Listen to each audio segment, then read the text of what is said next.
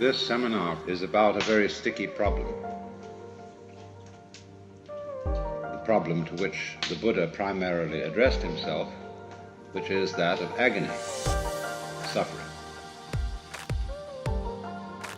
But before we get into that, we have to be clear about certain basics.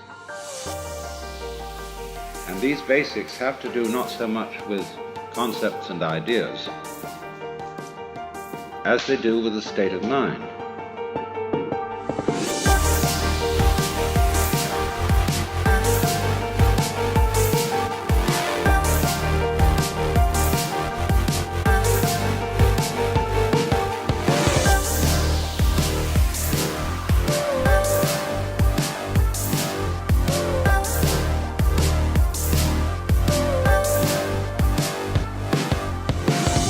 Call it also a state of feeling, a state of sensation, a state of consciousness, and we need to understand that, even be in that, before we can really go very far. And this is an extraordinarily difficult state of mind to talk about, even though in its nature it's extremely simple.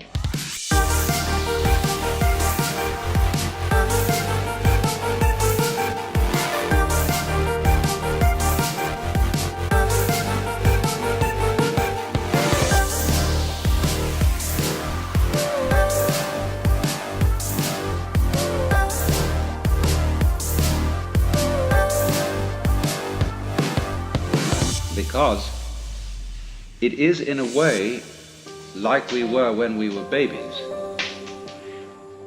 when we hadn't been told anything and didn't know anything other than what we felt, and we had no names for it.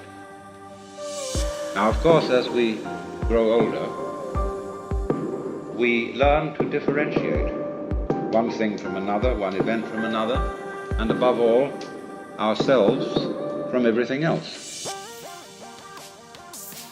Well and good.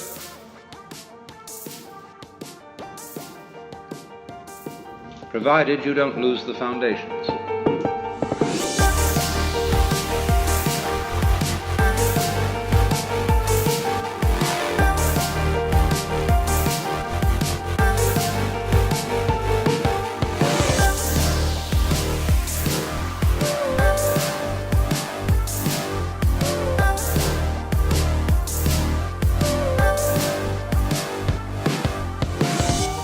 Just as mountains are differentiated, but they're all based on the earth, so the multiple things of this world are differentiated.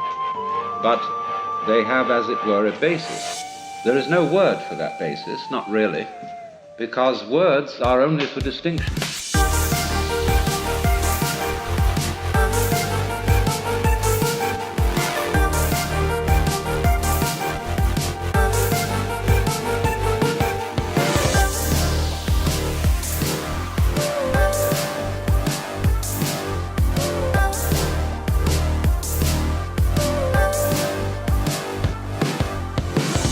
And so there can't really be a word, not even an idea, of the non-distinction.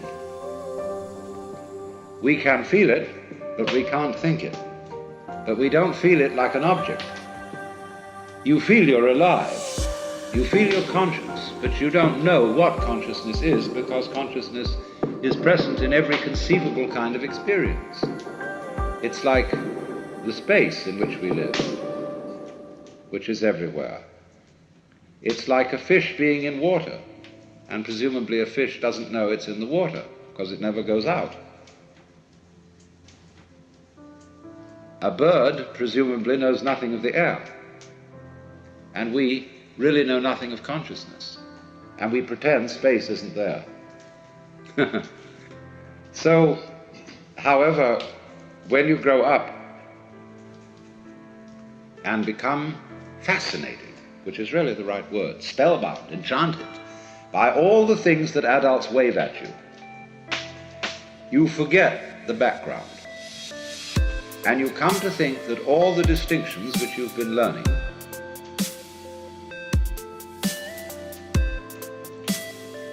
are the supremely important things to be concerned with. You become hypnotized. just in the same way as when the beak of a chicken is put to a chalk line, it gets stuck on that line. And so when we are told to pay attention to what matters, we get stuck with it, and that's what in Buddhism is called attachment.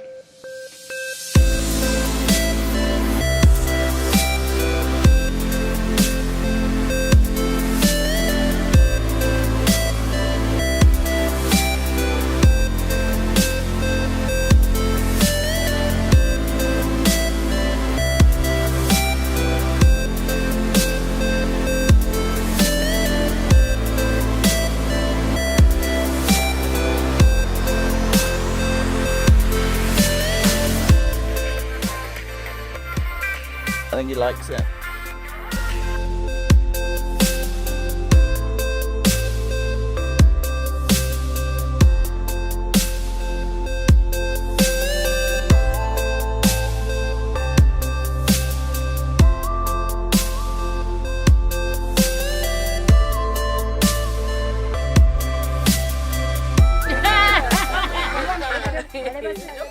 How are you? I'm fine. Ready for this? Yeah, Okay, so step this way once. like this. Looks amazing. Look great. Okay, so turn body this way.